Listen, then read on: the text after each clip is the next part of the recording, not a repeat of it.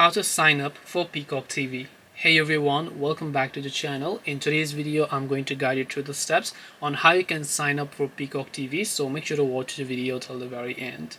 Now, if you basically want to sign up on Peacock TV, it is actually quite very simple to do so. All you have to do is go ahead and then first of all launch the Peacock TV application here. Now, if you already have an account, by the way, you can just tap the sign in option from the top right, but obviously assuming that we are just learning how to create an account, we don't tap on the pickup plan option.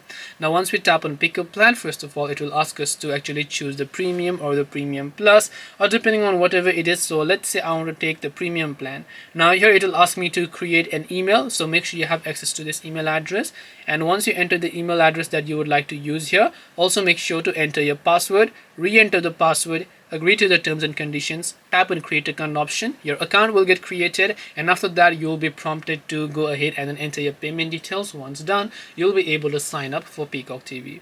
This way you'll be able to sign up for Peacock TV. Hope this video was very helpful. If you have got any more questions, queries or doubts, feel free to also leave them down below. Thank you for watching till the very end of this tutorial, and see you soon in the next video.